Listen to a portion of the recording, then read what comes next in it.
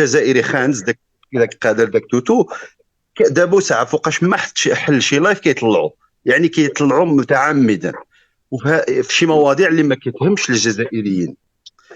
وكيطلع كيبقى يسب ويضرب وكيضحك ديك الضحكه الصفراء ديالو. انا كي كنظن هذاك السيد راه مسترزق، ما كاين لا حب بالمغرب وحتى شي حاجه ولا استحوذ. هادشي اللي كيبان لي مسترزق.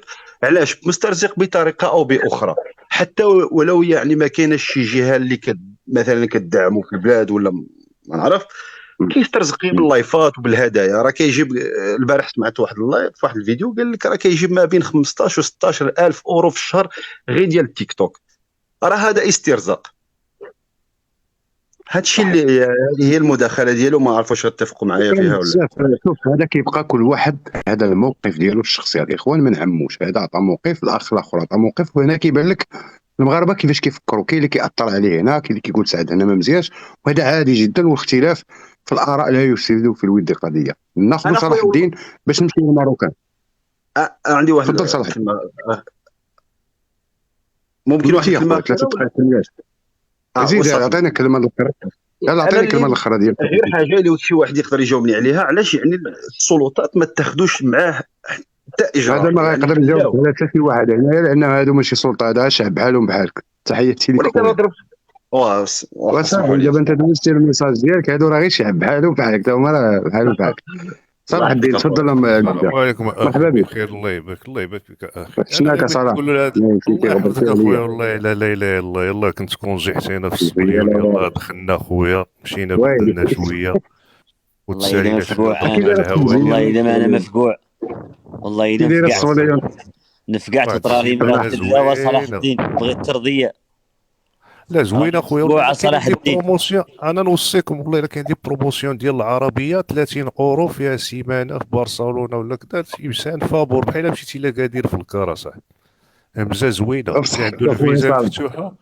الله يحفظك. انا بغيت نقول لهذا السيد هذا اللي قال كيفاش الصور كيسب في الملك في المغرب، انت واش تابع عقلك اصاحبي؟ واش هذا السعد الشرعي هذا سب الملك عندنا في البلاد ونخليوه يبدا يسبوه؟ راه ما غاديش يخليوه يبدا يسب الملك، ما غادي يعتقلوش، وانما غادي يطردوه، غيصيفطوه للمطار ويصيفطوه في حاله. هذا دوز مغالطات من التحت لتحت، خصو يتحاسب عليها. اسمح لي اخويا الحبيب، اسمحوا لي على المقاطعه. راه يعني ملك منبطح يا خويا. فين قال هذا ملك منبطح في المغرب؟ ما قالهاش اصاحبي. عندك شي تسجيل بانه قال منبطح؟ هي حنا مدخلينها باش يسب لينا الملك ديالنا ولا؟ انا راه ضده. انا دابا غير بغيت نقول لك، انت دابا جيتي قلتي دابا كيسب الملك، راه سب الملك قبل وعاود لمع الصوره ديالو باش دخل قال لك تراجع وكذا، وكيقول لك اسيدي بانه ما كانش عارف ودابا كيحب المغرب وكذا. ولكن هادشي ما كيشفعلوش، لانه قال شي حوايج دوزهم هاد الايامات ماشي هما هادو، وحنا ضده غنديروا هاشتاغ ما يعاودش يدخل المغرب هاد السيد. ولكن اللي انا بغيت نقول لك اخي بانه هذا راه ما سبش الملك. كيفاش يعقل انه يقول الملك منبطح وغادي تخليه الدوله المغربيه يبدا يتسارى مع راسو في المغرب؟ هذه ما كايناش هاد الهضره هذه. سمعتها الف 50 الناظور. صافي سير كمل. لا ما تجاوب مع اخويا باش ما يجاوبش. تفضل اخويا صلاح الدين، عطيه موقف. يجاوبني الدنيا هانيه. لا انا ممنوع يجاوبك، ممنوع يجاوبك. كل مغربي كيعطي رايه الشخصي. كلنا كنمثلوا روسنا ياك اخويا صلاح. تفضل. هي كل واحد كيمثل راسو، وحنا ماشي دوله وماشي حنا ماشي مشكل. كيصحح انت صحاح شنو شتي في. انا براسي غنقول لك الفيديو دار فيديو تشكر فيه اسعد. دار فيديو في زازي ودا يشكر فيه اسعد وتيقول له لان اسعد قدم البيعه. انا ما بغيتش نقول شي حوايج باش ما نتسماش، لانني انا ما عندي ما ندير انا بعد اسعد. انا الغرض ديالي بالمغاربه اللي بداو تيديروا لي لايف وكيضاربوا بعضياتهم. انا هذاك اخويا انا شوف انا جو سوي كونتر اسعد الشرعي، وجو سوي انا كونتر دوك المغاربه اللي دايرين به اللحاسه والمسترزقين اللي معاه، وهذوك راه غاديين غير على كروشهم. وهذاك اللي كيعتذر له كذا يعتذر له باسمه هو، ما يعتذرلوش بالمغاربه، لانه ما كيمثلنيش انا الفيزازي. واش هو مشى هو ضرب معاه الكروفيتو، مشى ضرب الطنجيه في مولاي ابراهيم، انا يجي انا يدوخ عليا ولا شنو؟ كنهضر انا ما خداماش عندي، انا كبوحدي انا كنقول لك النظريه ديالي. وراه هاد صحاب التيك توك راه ما كينوبوش على المغرب كامل، راه كل واحد كينوبها على راسو. وديك كلنا نمي كلنا كذا ما كاينش، كلنا راسنا، لانه كون جات فيه الدقه والله ما يعقل عليك. اش من كلنا واش جيتي سير معاه كلنا ناس بقاو جالسين كتدوخوا على المغاربه هنايا. انا بالسطر كان راه جو سوي كونتر هاد اسعد القرعي الكلبي كاع، نزيد لك انا كاع الكلبي، لان لا دوك شرعي. الشيء غلط. الله شرعي ولا 50 نمي كاع، لان دوك الشيء 50,000 مغالطه تدوز. 50,000 وجو سوي يتسهل كونتر عليك. هادوك اللي كيدهنوا له واللي كيدافعوا عليه دابا واللي كيردونا حنا حمير اللي كان حيت هذا الكلب هذا قبل ما يمشي كاع نتوما ماشي مواطنين كاع اللي كتاكيوني، لانه نتوما بغيتوا تركبوا على الوطنيه وبغيتوا تلمعوا الصورات والمواقع ديالكم. علاش من موقع انا عندي شي يوتيوب، انا راه هو اللي عنده اليوتيوب كيضرب 2 المليون في الليله. ملي كتكون عنده 5000 حمار كتفرج فيه راه كيطيح 4 المليون في الليله الحمار اللي كتفرج فيه. وهذا هو انا ديالي، عندك هذا هو أخويا صلاح، المداخله عندك ديالي ان انا. الله يهديك خويا صلاح. انا كنعرفك وكنعرف المداخلات ديالك خويا صلاح، تحياتي ليك وحفظك الله الله وتوحشناك. راك يحفظكم. كون ما كتصفاني راك ديما سمحوا لي كنستمتع على هذا نسمع صوتك. الكلم، على هذه الكلمات لا لا لا لا لا النابيه. لا، هي راك عارفها تيطيح اللايفات هذوك، صافي ولكن انا راك عزيز راه توحشناك. كنقول فين مشى ليا صلاح هذا، لازم خويا نسمعوها. صافي راه خويا صلاح مشي. ما بزت نحاني الحلاوه. صلاح الله يحفظك الحلاوه. اخويا، مشيت بدلت الجلده اخويا، نشوفوا مشيت خي كاين عمر. في الصباريه. ولكن انا ما عطاونيش بقى الفيشه في الصبليون وما عطاونيش الكروفيت. صحيح. بقى الله معايا يحفظك. صلاح. انا نشوفوا معك. الاخ عمر باش ندوزوا الاخ ماروكان. اخ عمر رايك؟ بقى معايا خويا ماروكان، راه عمر سابقك. اخ عمر تحياتي ليك اكسبريس، مرحبا بك. مرحبا بك، بارك الله فيك. كاين صوت ياك؟ ربما شتي انت لا بلاتفورم باش ما نسماش. انا راه كنقول انا مع سعد، انا مع المغاربه اليوم تيتقسموا في وجهات النظر فيما يخص سعد. دا يديروا دي كيس، شي تيضرب في شي، تيخون شي. هادشي اللي غاديين فيه، ونسينا الاهم اللي هما بني كرغن. تفضل السي عمر. بارك الله فيك. هو الناس اللي كينتقدوا الشرعي اغلبيتهم ما عارفينوش، ما كيعرفوش من سنوات، ما كيعرفوش التوجه ديالو، ما كيعرفوش الافكار ديالو. الناس ما كيعرفوش، هذا قسم كبير فيهم. يلا عرفوهم اللي ولا يدير تيك توك ويدخل المغرب وكذا، ناس معذورين.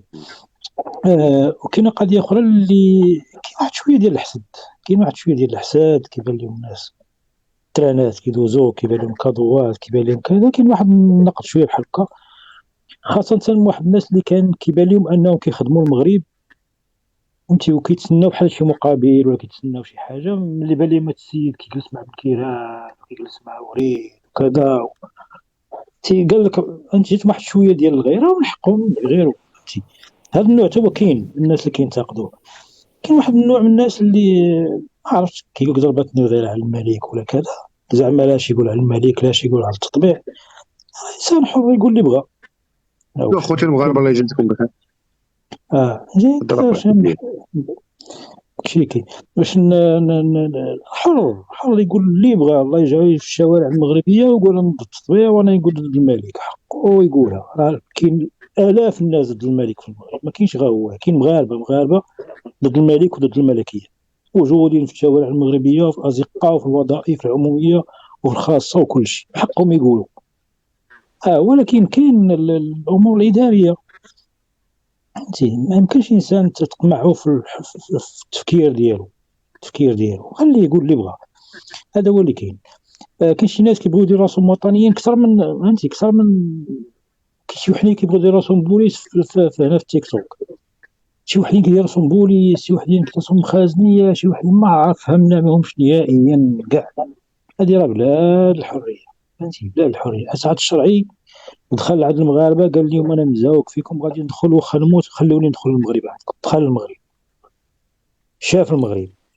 الزياره ديال اسعد الشرعي تابعوها الملايين ديال العرب غير الجزائريين، ملايين ديال العرب تابعوها وشافوا كيفاش كيتسالى في المغرب، وشافوا كيفاش كيهضر.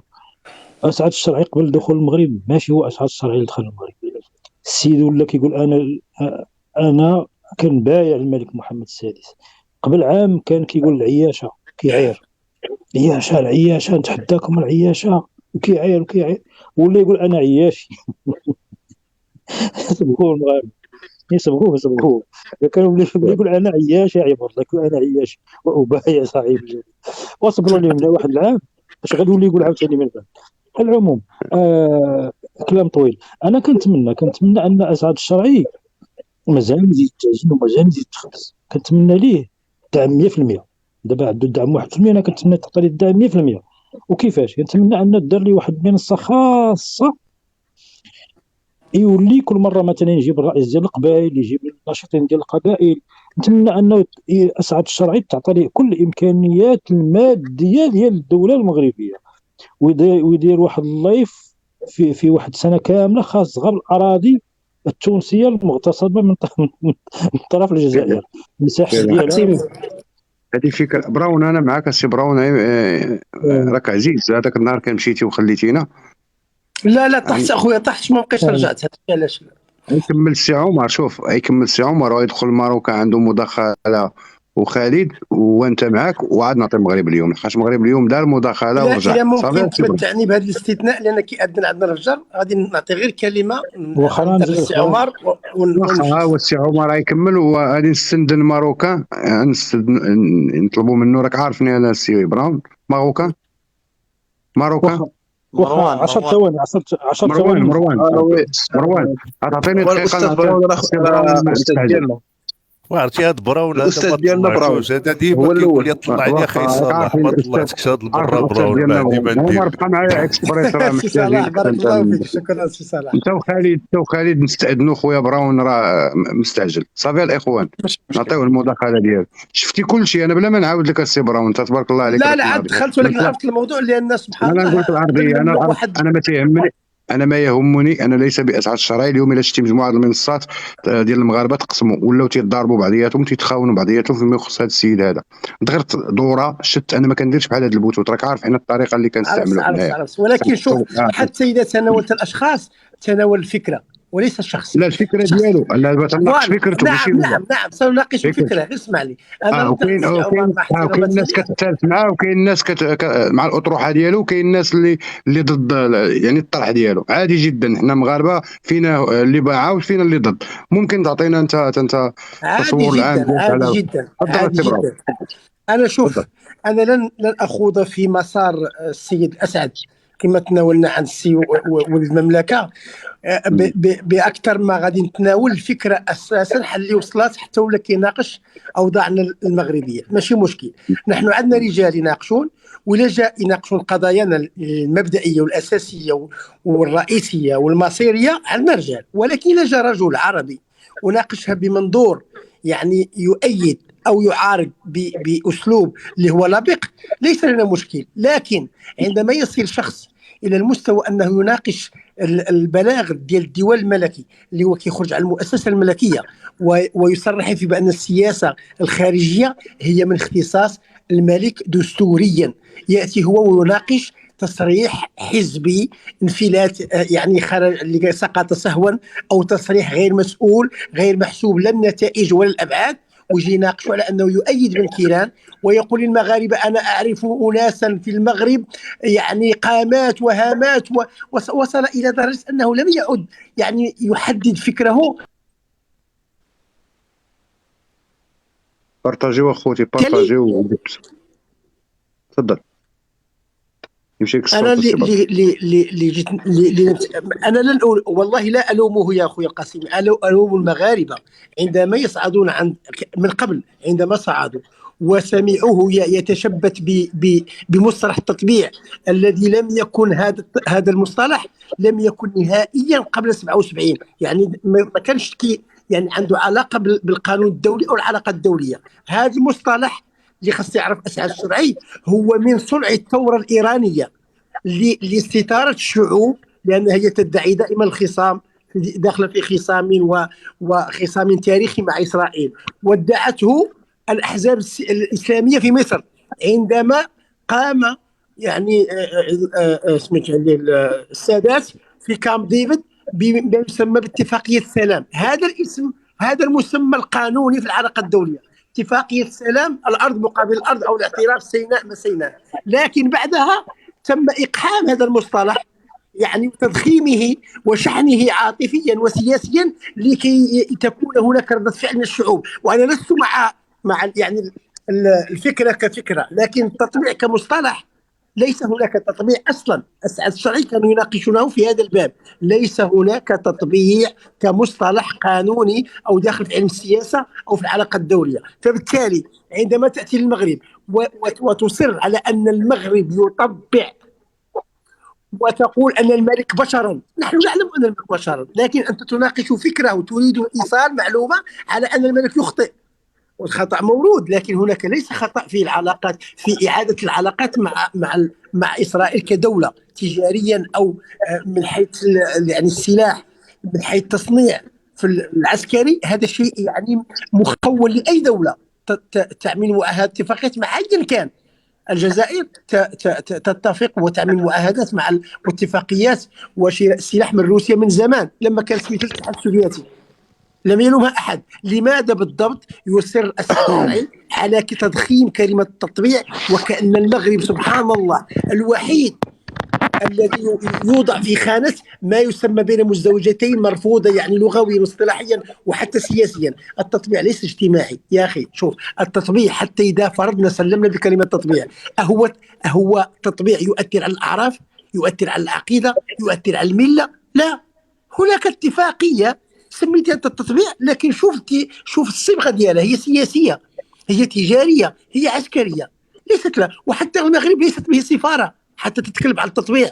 التطبيع هو يدخل في الدبلوماسية والسياسية عندما تكون مؤسسات متبادلة. احنا عندنا قنصلية فقط، قنصلية لأن نحتاجها في ماذا؟ في المصادقة على الوثائق، في المجال التجاري، في المجال يعني المجال الاقتصادي، وحتى في إبرام المعاهدات ديال السلاح في الصناعة العسكرية. فبالتالي شوف، ما يلام على المغرب هو أنه سيتوفر على درون، على صناعة عسكرية قد أججت وأخرجت سموم جميع بما فيهم جارة السوء وبعض الآخرين. وغنختم لك بسؤال، بفكرة معينة كتساؤل.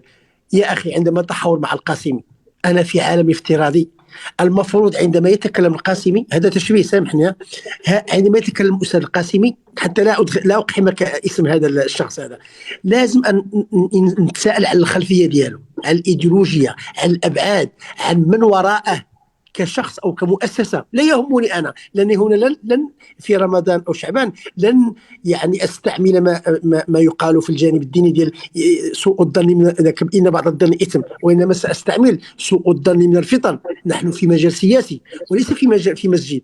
نحن المفروض نفترض أشياء كثيرة لنحاور الآخر. من هو؟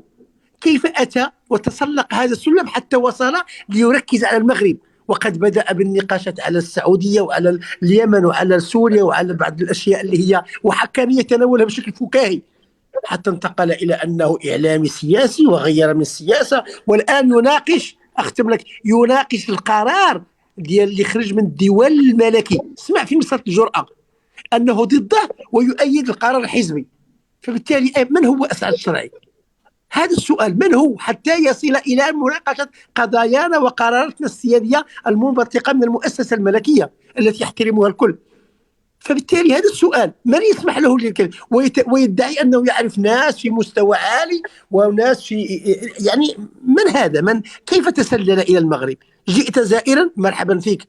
المغرب والمغاربة يعني شعب الكرم وبلد الكرم، لكن تأتي وتلتزم بزيارتك، بإعجابك، بعدم إعجابك، أنت حر. لكن عندما تناقش دولة في سياستها ودبلوماسيتها وقراراتها، لا، هنا يجب أن تضع لنفسك حدا وخطوط حمراء لا تتجاوزها. ممكن تناقش لكن في سقف معين.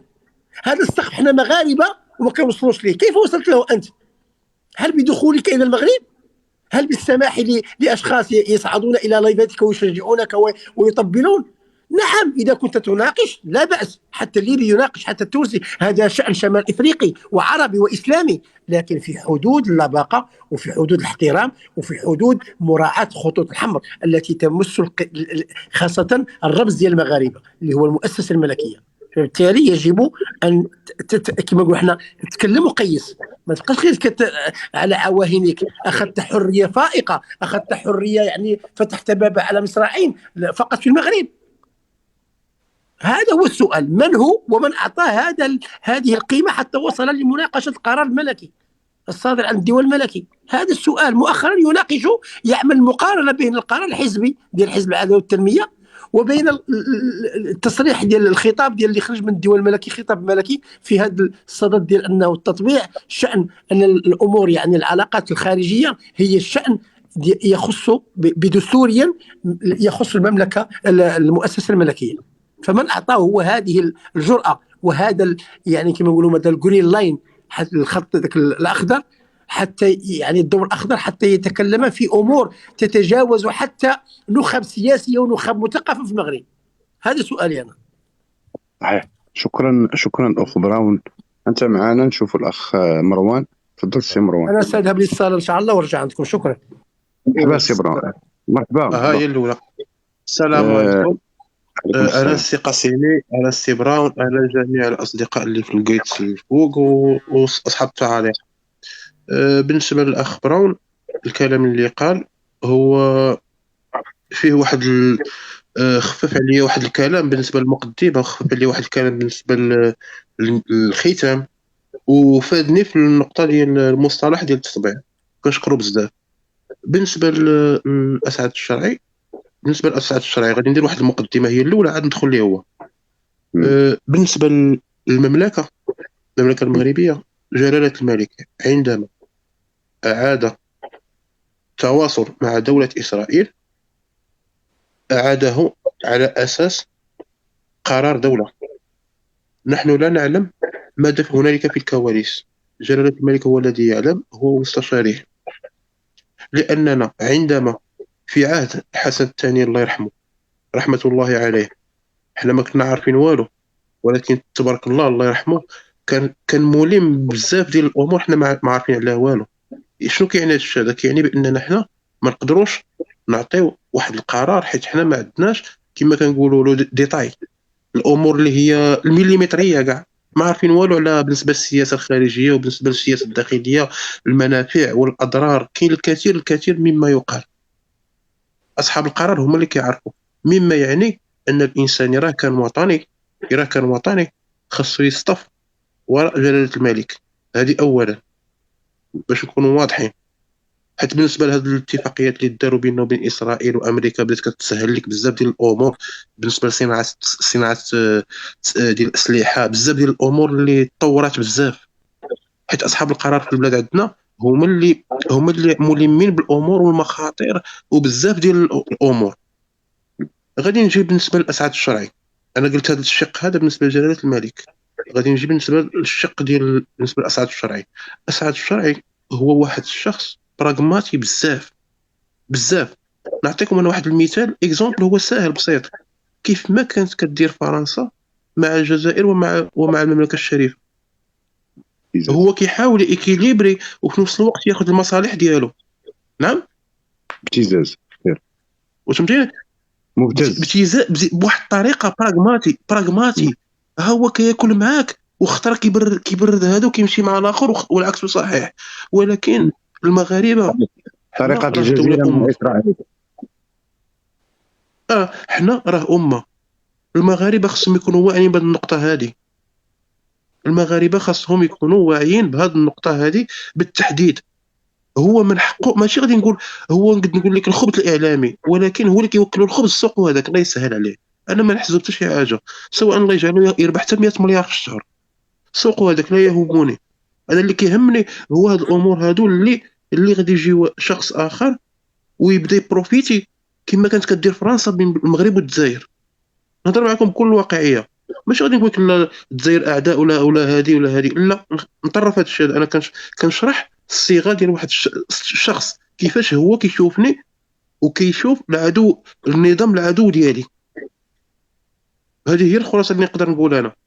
وهذه النقطه هذه بلا ما نسمي الاسماء، راكم عارفين داك اللايف اللي على بالكم اللي ثار واحد الضجه اللي هي كبيره. هضرت مع الناس ديال اللايف، قلت لهم بحال هكا، قلت لهم انتم كنشوف فيكم كانكم في العالم السوشيال ميديا انتم هما ناصر بوريطه، باش فهمتيني. وكنشوف في الجزائريين هما الكبرانات في الواقع.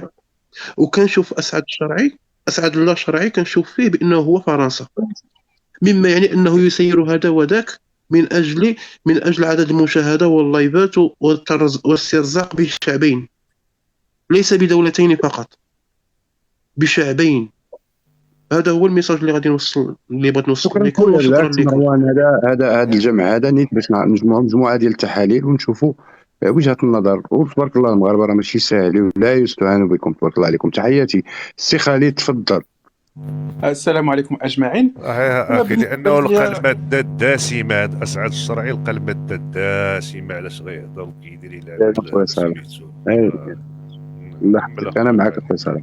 خالد ياخذ الكلمه. تفضل خالد. خالد حيد الخيط من الشارج. ياك كاينه كان الشارج كانت زنزن عندي. انا بالنسبه لي هذاك، انا كمغربي انا مع التطبيع، ماشي لان المؤسسه الملكيه وافقت على التطبيع واما هي هي اللي مشات في هذا الموضوع ديال التطبيع، ولكن انا كمغربي عندي افكار ديالي، حر في التفكير. بان لي ان هذا الموضوع، هذا التطبيع واما اعاده العلاقات مع اسرائيل كتخدم الدوله ديالي مغربيه، وبالتالي فانا موافق على التطبيع وكنت من المؤيدين ديال التطبيع. هاد الاسعد الشرعي بزاف د المغاربه كيسحب ليهم واش انه هو تشهر بسببهم. لا، السيد كان مشهور قبل. انا عمري ما تفرجت ليه في لايفات ديالو، عمري ما دخلت لعنده، وعمري ما درت حتى شي كومونتير عنده. ولكن خص المغاربه يعرفوا انهم مادام ان هذاك السيد عرضوا عليه وكلوه الرفيسه وكلوه الطعام، راه صافي دير با انهم يستعبدوه، انه اي افكار عندهم واما اي حاجه كيفكروا بها هي خصها تكون. السيد حر عنده افكار ديالو شغلو هذاك، هو ضد التطبيع. كيفاش انك انت كتشوف ان لا هذاك السيد ما خصوش يكون تطبيع، خصو يكون مع التطبيع؟ هذاك الفكر ديالو، كل انسان حر. انا ماشي ملزم انني نفرض عليه الافكار ديالي. ما خص المغاربه يامنوا بان بزاف ديال الناس كاين اختلاف في الافكار، واي واحد عنده حريه التفكير، اي واحد عنده حريه يعبر كما بغى. المغاربه كانوا مأيدين لانهم مع القضيه ديال الوحده الترابيه ديالنا، وهذاك الشيء اللي عطاه واحد الهاله هنا في المغرب. ولكن هذاك السيد عنده واحد الفكره مبدئيه انه ضد التطبيع، احترموا الفكره ديالو عادي. الا بغيتوا تناقشوا ناقشوا. كاين شي واحد كيقول لا ما خصوش يتدخل في سميتو في السياسه الداخليه ديالنا. ولكن خصكم تعرفوا ان بزاف ديال الاذاعات والاعلام وكاين بزاف ديال الاذاعات راه كتدخل في الشان الداخلي ديالنا، والمغاربه ما دايرينش عليها هادشي. فرونت كات وما جاورهما. وبالتالي انا الميساج ديالي راه تقريبا كنتطابق مع اخ عمر في الفكره اللي قال ان هذاك السيد عنده حريه ديال التعبير، يقول اللي بغى. حنا كمغاربه انا بالنسبه لي كنحترم اي واحد عنده الفكره ديالو يقول كما بغى. هذا السيد هذا اسعد الشرعي كيستافد من هذا الخلاف اللي واقع ما بين المغرب والجزائر. علاش؟ لان حنا في المغرب تقريبا 40 مليون، 40 ولا 37 مليون نسمه، الجزائر كذلك 45 مليون نسمه، وبالتالي واحد السوق هائله ديال اللايكات وديال لي في. وبالتالي عادي انه هذاك السيد هذاك غادي يلقى ان هذا الدخول في هذا الصراع هذا هو مربح ماديا. شغله هذاك هو كيستافد من الشهره ديالو وكيربح، الله يسهل عليه. عنده واحد الفكره ونحترموا الفكره ديالو. مادام انه حنا اكثر حاجه كتمسنا حنايا مغاربه هي الوحده الترابيه ديالنا، وبالتالي هو هذا السيد هذا راه هو كيتوافق معنا في هذا الشيء. ما انا من غير هكا ما كيبان ليش علاش ان المغاربه غادي يهاجموه. علاش؟ لانه هضر على بن كيران عادي طلعوا ناقشوه وقولوا له فوالا حنايا هذاك الحزب ديال الملتحين، هذاك الحزب هما اكبر حزب اللي هو يعني 20 فبراير خرجوا الناس قالوا هذيك السلطه ديال بزاف السلطات يحيدوا مع الملك ويمشيو عند الحكومات، منهم وزاره الخارجيه ومنهم رجال الحزب عدل التنميه. قال لهم لا، السلطه هو الدستور اعتبر ان الدستور هذا كنهضر بين كيران والعداله والتنميه وافقوا على الدستور، اعتبروا انه دستور يرقى الى الدول الاوروبيه، وانه دستور من احسن الدساتير على قول ديال بن كيران.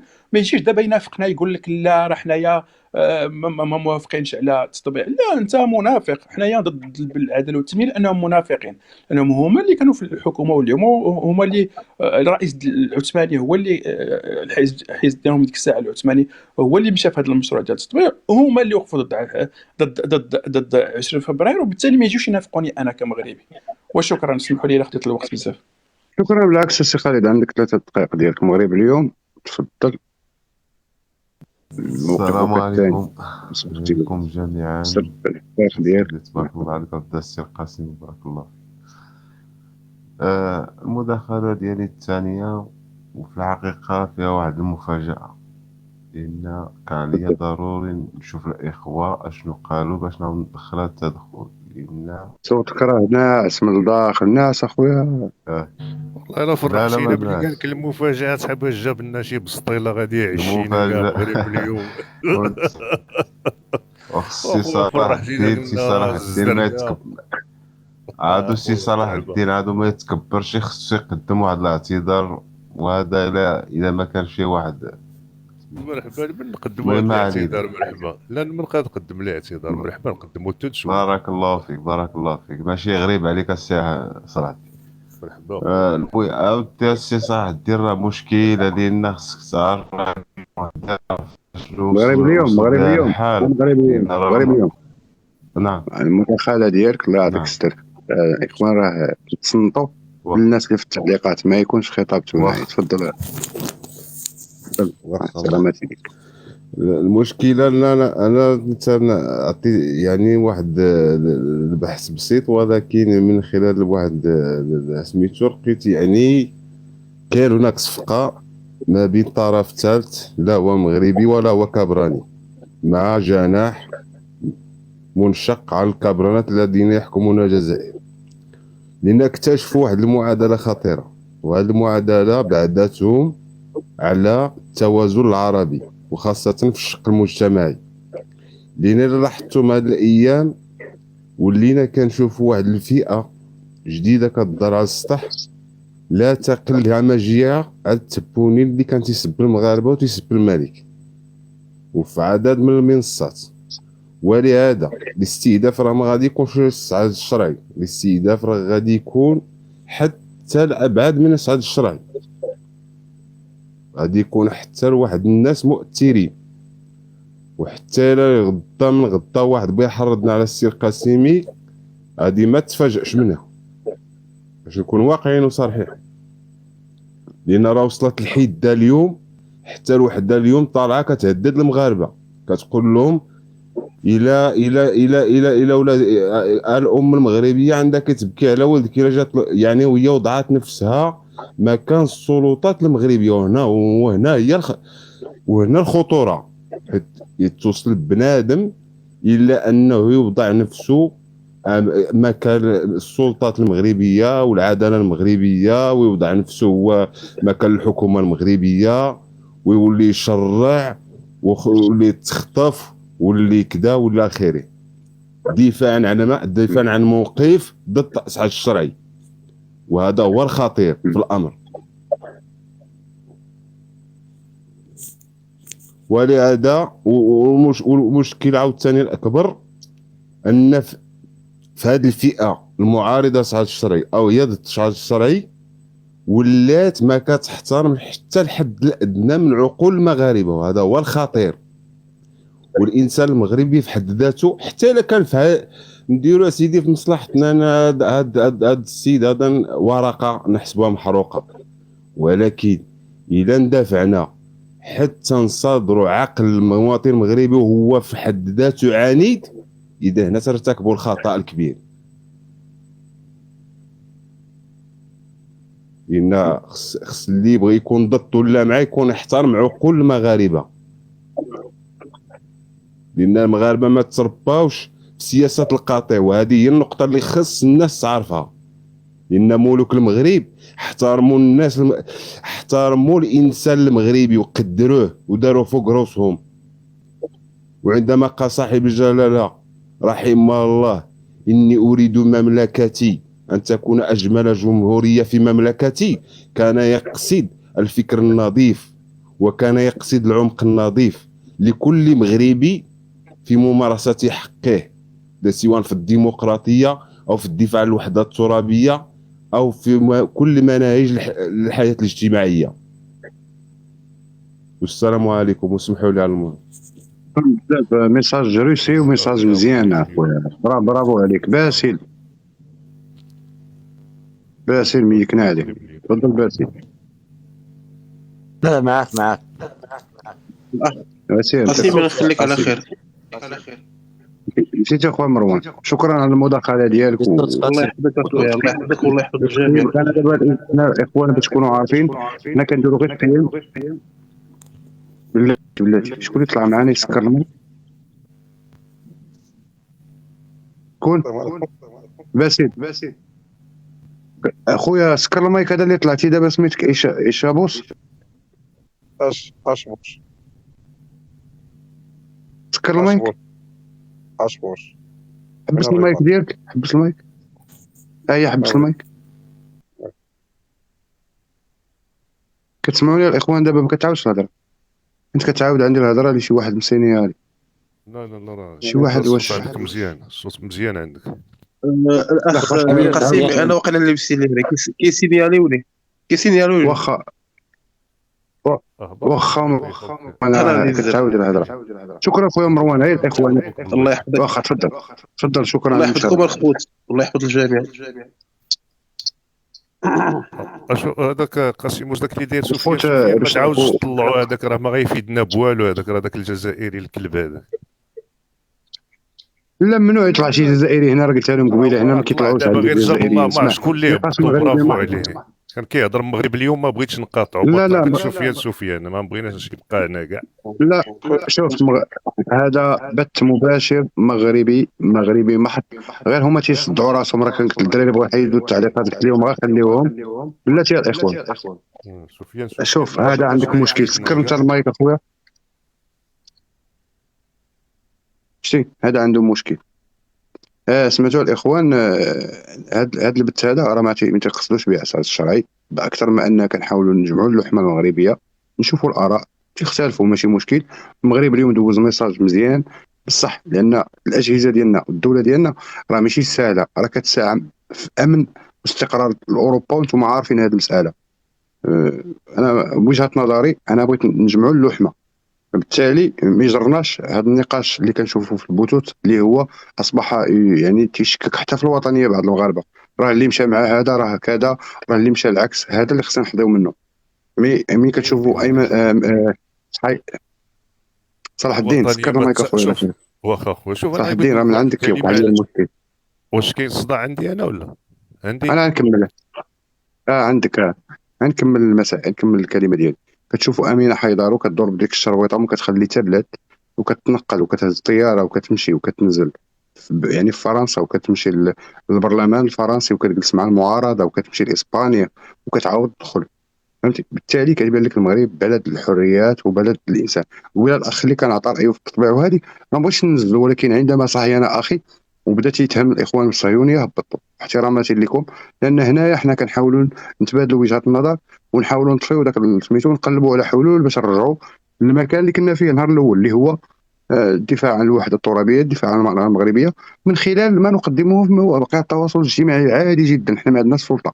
الهدف الاساسي والهدف الاسمى من هذا الشيء كامل هو اننا نديروا التوازنات، ومعروفين المغاربه في السوشيال ميديا نؤثروا بشكل كبير حتى على المواقع الدوليه كاع، وعارفين المغاربه تبارك الله عليهم راه ماشي تنجاملهم، وراكم اثرتوا بشكل كبير على هادو اللي تابعين الذباب اللي تابعين النظام ديال الليهوك.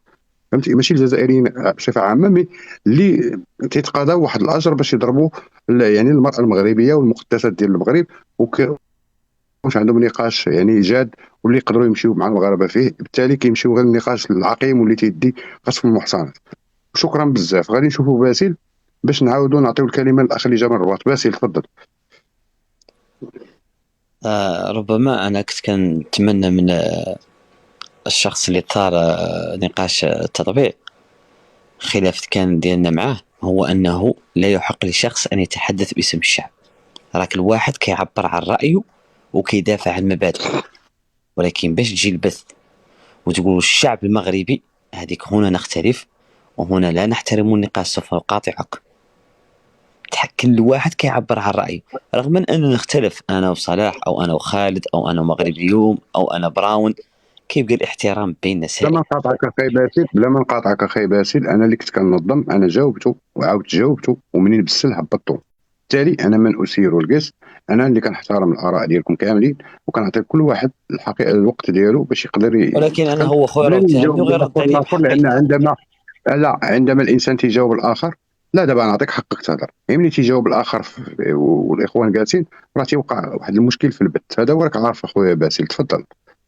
تفضل دابا لك الحريه في الكلام كيف بغيتي. تفضل. اما من ناحيه الموضوع اللي صار، نتمنى الانسان في كيتكلم عن البلاغ ديال الديوان الملكي يمشي يشوف المحتوى ديالو ما هي. كانت فيه الأراضي الفلسطينية، كانت فيه السيادة ديال الأراضي الفلسطينية. الإنسان ما بقاش يحرف في الأمور، يجي يقول لك بلاغ ديال الديوان الملكي. قرا سي محمد المحتوى ديال بلاغ الديوان الملكي. لا، كان توبيخ الحزب، وتحدث عن استغلال الانتخابات، الحملة انتخابية. ما يجيش يجينا شي إنسان يقول لنا قراو المحتوى ديال البلاغ أو ديروا هذه، رانا عارفين. وخلى الجميع محللين سياسيين المغاربه، دكاتره المغاربه، خلالهم سيدنا باش يهضروا في وسائل الاعلام ويتكلموا على هذا التطبيع. ان بلاغ الديوان الملكي كان كيضم سياده الاراضي الفلسطينيه. يعني هنا قفل لجميع الافهام وقفل جميع ابواب وسائل الاعلام. الانسان فين بغى يتحدث عن المساله ما يجيش هنا يمرر مغالطات، يمشي بلاصه ثانيه. حنا كندافعوا عن مبادئنا وكنعبروا عن آرائنا، وكل شخص كيمثل نفسه وغيحاسبوا مولانا على كلامه وعلى لسانه وعلى نيته. نهار موتنا راه ما غاديش يناديني انا بيا باسل او يا قاسمي، سوف ينادي عبدي وينطق لساني ويقول يا عبد الله انت نطقت وقلت. دعموا ولاد بلادكم ودعموا بنات بلادكم، وكافيكم انتقادات ولاد بلادكم كتوجهوهم، وكافيكم انتقادات كتوجههم ولاد بلادكم. اللي عنده مشكل شخصي مع انسان او شايف لا شي حاجه لود بلاده ولا بنت بلاده يمشي يتواصل معاه في الخاص، ما نفتحش عليه لايف، ما ننشرش وسخي قدام البراني. راه اللايف راه ما كنشاهدوش نحن المغاربه وحدنا، راه فيه امه لا اله الا الله، العالم برمته. خلينا نعطوا صوره مزيانه على بلادنا، نواصلوا طريقنا وسامحوا. ماشي نكون اللي سب هذا راه سبني، لا ما خاصوش يقول لي خل رد عليه. لا، السماح زين. المغاربه معروفين قلبهم فيه الموده وفيه المحبه وفيه التسامح، واللي ما سامح راه ما يعيش، اقسم بالله ما يعيش. وسمحوا لي طولت لكم القسط، والكلمه للاخوان. بالعكس، لا انت تما خير باش نشوفوا الاخ اللي دخل. بغيتي تضيف شي حاجه صلاح الدين باش نعطيو البابار؟ صلاح اخويا انا بغيت نقول لك كتسمعني ياك؟ كتسمعني؟ كنسمعك دابا مزيان، دابا مزيان. شوف خويا مزيان دابا، قبيله كان عندك الصدى. شوف دابا هذا المشكل ديال هذا الحديث هذا، دابا حنا كنبقاو مغاربه، حنا راه ما غنطعنوش بيناتنا، حنا راه مغربي، راه نمضغك وما نصرتكش، كتبقى مغربي خويا.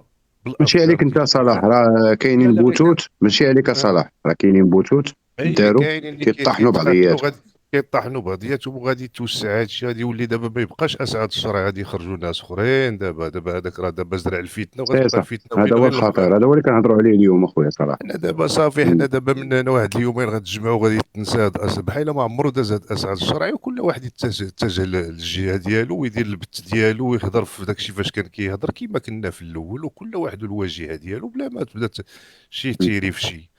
هاد الساعه هو السيد المغربي اليوم جا طلع قال تقول اعتذار، قلنا ليه اعتذار؟ نعتذر لك، واخا ما عرفتش كاع علاش قال لي اعتذار. انا غير قال لي اعتذار وانا نجمع رجلي، قلت ليه انا كنعتذر، كاين حتى شي مشكل، حيت كيبقى مغربي خويا. هذا نقدر نكون غلطت فيه ولا شي حاجه، وانا اشهد لك بالاعتذار خويا صلاح، نشهد بها وحاسبني عليها مولانا خويا صلاح، نشهد عليها ونعرفها فيك.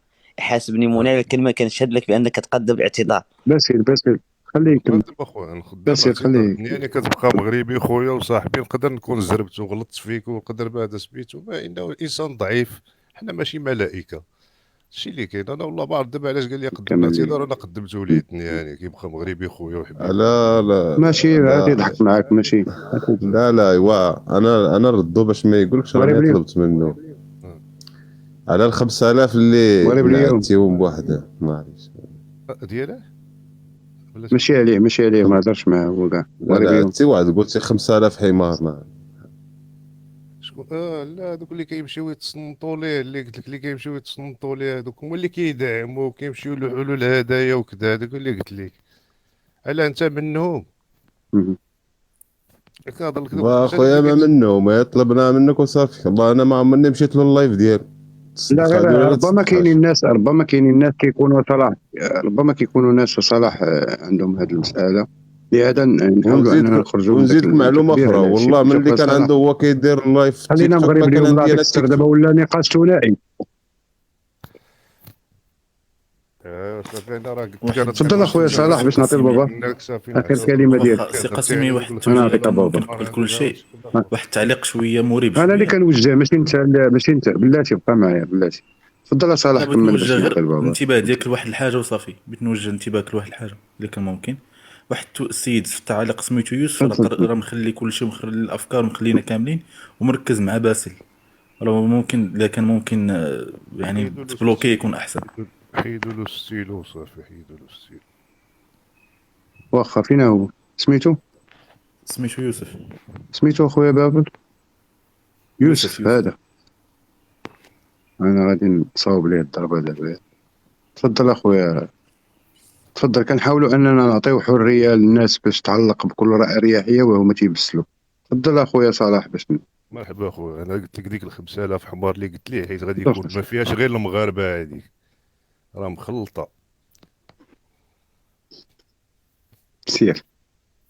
المهم تسحبوش ليه هو اللي قالك نقدم ليه اعتذار، حتى قال لي نقدم لدوك ال 5000. سير على اذا اخويا انا كنسحب داك الاعتذار، ما نعتذر لهم. شو كنعاود ناكد 5000 حمار اللي كتمشي عند هذا اللي زرع الفتنه ما بين المغاربه. تفضل اخي. دابا درتي ديك النكته ديال المول اللي طلع للطوبيس وقال لهم السلام عليكم وما ردش عليه حتى واحد، ويقول لهم كذا كذا، وقال له واحد راه قلتها في نفسي، قال له طلق منه انت. سير على الله. غنعطيو لبابا راك نمس. بابا تفضل. تفضل يا بابا تفضل. سد الميكرو يا المراكشي يا الواعر اخويا انت. بابا تفضل. كنديروا مستملحات الخوت خطره باش نشطوا المساله. تفضل بابا. النمره صلاح. اخوان راه كنضحكوا، راه شوف راه الاعتذار راه ان شاء الله واصل كاع لدوك المغاربه اللي كيتفرجوا في اسعد القرعيشي باش ما كنسمحوا لنا اخويا، راه رديناكم ماكم ذاك راه غربلهم لكم دابا. غربلهم صراحه راه غربلتكم دابا. راه 5000 راه غير 120. يلا تفضل اخويا بابا. نديروا شي شويه باش عاد نمشيو للمعقول. بابا راه عزيز على المعقول بزاف. تفضل اخويا بابا. لا بالعكس، انا معكم في هذاك الشيء. بالعكس انا نقدر كاع نسكت ونخلي مداخلتي الا كان فيها شويه ديال الضحك. بالعكس ولا الاخر شنو يرجع. لا سير خويا. من غير انني نحس بشويه ديال الانس، خصوصا انني انا متغرب، فمساله مهمه بالنسبه لي كاع. غير انا شويه بالعكس راه البارح خليتيني غير انا وطلع ليا. البارح خليتيني مع سميتو مع سقراط، وجابوا لي داك اللي كيطلعوا اسعد الشرعي داك. ما تهليت فيه كاع، ما تخمم، تخسر الهضره وهبط الراس. كادر كيدار كاع جابوا لي كيدار. مشيتي نتايا وبلوكاو الراي المغربي وبقيت غاب وحدي، ولكن انتصر. تفضل. حيت البلاصه اللي فيها انا وصلت الجمعه في هذيك الوقت. يلا سير. السبب وكذا، وانت راه فيك دير المداخله ديالك. باش شوف الاخوان واحد الدقيقه غادي نمشي. اخويا تحياتي وشكرا على هذه المساحه اللي عطيتيني. واخي دابا هذا المغرب اليوم صراحه راه توحشناك. مرحبا بك. والله الا مره اخرى نجيو ان شاء الله. اخي المغرب اليوم انا كنعتذر ل 45 مليون مغربي الا قلت فيه شي حاجه خايبه. وهو شهر مبروكه ورمضان كريم.